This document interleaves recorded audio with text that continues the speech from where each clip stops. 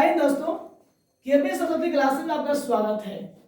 यहाँ अगर जो भी आपका सवाल जो मिलेगा वह सवाल आपका बिल्कुल सरल तरीका से आपको मिलेगा, बिल्कुल आसान तरीका से। 100 में आपको 110% गारंटी कि आपको सवाल समझ में आएगा। इसलिए दोस्तों आप लोग इस वीडियो में बने रहिएगा। यानी आपका यहाँ जो भी मेरा सवाल है वह सवाल आपका एनसीईआरटी बीटीसी चैप्टर का बीटीसी किताब से यानी एक्सरसाइज 1.2 का लिया गया है। जैसे कि आपका यहाँ सवाल कह रहा है प्रश्न नंबर 1 में निम्नलिखित संख्याओं को अभाज्य गुणनखंडों की गुणनफल के रूप में व्यक्त कीजिए। यानी आपका जो भी सवाल जो आपके सामने दिख रही है ये प्रत्येक सवाल को अभाज्य गुणनखंड के माध्यम से यानी प्रत्येक सवाल को सॉल्व करना है। जैसे कि नंबर 1 के मेरा सवाल यहाँ क्या दिया, 140 का गुणनखंड ज्ञात करिए। यानी याद करेंगे, यानी नंबर 1 में आपका सवाल दिया कि 140 का गुणनखंड ज्ञात करिए। सबसे पहले हम लोग करेंगे क्या, यह समझेंगे कि मेरा गुणनखंड का अर्थ क्या होता है। तो एक शब्द में याद करेंगे कि गुणनखंड का अर्थ होता है इसको पार्ट बाय पार्ट में इसको तोड़ देना। यानी 140 को एलसीएम कहिए तब इसको पार्ट में तोड़िए तब मेरा मतलब वही होता है। 140 को तोड़ेंगे, पहले मेरा 2 से भाग लगेगा, 2 से 2 सत्ते 14 यानी 70 गुना क्या होता है 140 होता है। फिर 2 से लगेगा 35 गुना क्या हो जाएगा आपका 70 हो जाएगा। क्या अब आपका 2 से लगेगा, नहीं लगेगा, अब 5 से लगेगा। 5 सत्ते मेरा क्या हो गया 35, फिर आपका 7 से लगेगा, 7 का मेरा 7 हो गया। तो अब हम लोग क्या करेंगे, यहाँ इसको सब को लिखेंगे 2 गुने 5 गुने 7 यानी यहाँ मेरा 2 कै बार हो गया, 2 बार आपका हुआ।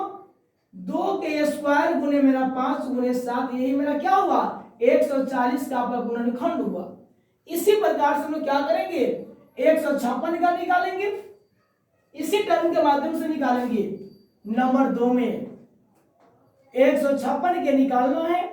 अब करेंगे क्या हम लोग, फिर यहाँ 2 से लगाएंगे जैसे यहाँ लगाए थे। 2 सत्ते 14, 1 बचेगा 6, 1 पर 6 मेरा 16 को हो जाए, 2 8 16, फिर 2 से लगेगा 39 गुना होता है 78। अब देखिए 2 से तो नहीं लगेगा ना, अब 3 से लग जाएगा, 3 से लगाएंगे, 3 एकम 3, 3 तिहाई 9, अब 13 एक मेरा क्या हो गया 13 हो गया।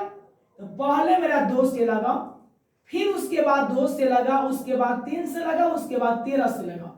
अब देखना हमें यहाँ यह है कि मेरा 2 कितना है, 2 बार मेरा आया। 2 के स्क्वायर गुने 3 गुने मेरा क्या हो गया 13, यही मेरा क्या हुआ आपका आंसर हुआ। उसी प्रकार से फिर हम लोग क्या करेंगे, तीसरा नंबर के सवाल को सॉल्व करेंगे। 3 नंबर के सवाल को सॉल्व करते हैं। यहाँ क्या दिया सवाल 3825 का फिर हमें क्या करना है गुणनखंड निकालना है। अब तो यहाँ 2 से नहीं लगेगा, अब 2 से नहीं लगेगा तो अब देखना है कि कौन सी संख्या से यहाँ लगेगा। तो 5 से लगाइए, 5 सत्ते 35, 38 आपका है, यहाँ 35 लगा।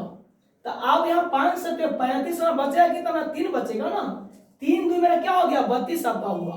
तो 5 छक मेरा 30, 5 मेरा क्या हो गया 25। फिर क्या करेंगे 5 से लगाएंगे, 5 एकम 5, 2 6 5 25 और 5 तिहाई 15, 1 से मेरा 53 आया। यानी यहाँ 5 से मैंने भाग दिया तो 153 आया।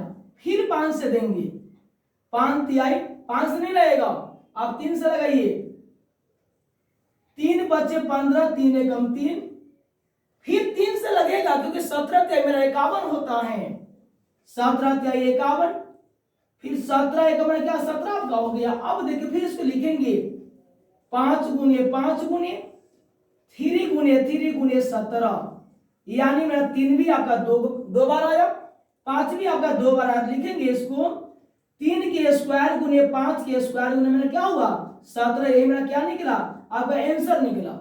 इसी प्रकार से फिर हम लोग क्या करेंगे 4 नंबर के सवाल को सॉल्व करते हैं। सवाल मेरा यहां दे रहा है 5000 5 का। अब देखेंगे गौर से, यहां तो हमें 2 से नहीं लगेगा, तो मैंने बताया कि जो संख्या से लगेगा उस संख्या से ही लगाएंगे। 5 से लगाइए, 5 एकम 5, 0 0, 5 एकम 5। अब देखिए 5 से तो मैंने वहां लगाया, अब क्या 5 से आपका 1001 में लगेगा? नहीं लगेगा। देखेंगे अब यहाँ की फिर मेरा किससे लगेगा, तो ना मेरा 6 से लगेगा, ना मेरा 7 से लगेगा। 7 से लगा के देखिए तक बार, 7 एकम 7, 3 0, 7 चौका 28 लग जाएगा 7 से। तो 7 एकम मेरा 7 हो गया, 3 बचेगा, 3 0 मेरा 30, 7 चौका 28, 28 2 1 7 3 क्या हो गया 21, यानी 143 मतलब। फिर 7 से लगाइए, 7 से लगेगा नहीं लगेगा? आप फिर लगाएंगे 8 से, 8 से भी नहीं लगेगा, 9 से, 9 से भी नहीं लगेगा, 11 से, 11 में 11, 11 से लग जाएगा, लगाइए 11 में 11। अब यहाँ 14 में से 11 निकल गया, 3 बचा, 11 तिहाई 33। फिर अब 13 से लगेगा, 13 हो गया। अब क्या हो जाएगा, 5 गुने 7 गुने 11 गुने 13, यही मेरा क्या होगा आपका आंसर आपका हो जाएगा। उसी प्रकार से फिर हम लोग क्या करेंगे, 5 नंबर सवाल के सॉल्व करेंगे। देखते हैं यहां हम लोग सवाल को आए 7429 के हमको निकालना, फिर यहाँ है अभाज्य गुणनखंड के माध्यम से, यानी सवाल को सॉल्व करना, यानी हमें गुणनखंड निकालना है। क्या आपको 2 से लगेगा? नहीं लगेगा। 3 से लगाते हैं, 3 दूना 6, 3 चौका 12, 2 2 3 7 21 नहीं लगेगा। न 4 से लगेगा, ना 5 से, ना 6 से। 7 से लगाइए, 7 एकम 7, 7 एकम 7, 0 7 42, 7 से भी नहीं लगेगा। 8 से लगेगा नहीं लगेगा, ना 9 से लगेगा, ना 10 से, ना 11 से, ना 12 से, 13 से लगाकर हम देखते हैं। 13 बचे 65, 9 2 यानी मेरा 92 हो जाएगा। 13 7 91, 13 7 में क्या हो जाएगा 91, 92 93 2 9। देखिए यहां जो 13 से मैं जो लगा रहा था, 13 से नहीं लगेगा, ना तो 10 से, ना 11 से, ना 12 से, ना 13 से, 14 से भी नहीं लगेगा, ना 15 से, 16 से आपका लगेगा। यहाँ 16 से भी आपका नहीं लगेगा। 17 से लगाइए, तो 17 से आपको लगाते यहाँ है 17 बचे 85, तो ज्यादा हो जाएगा।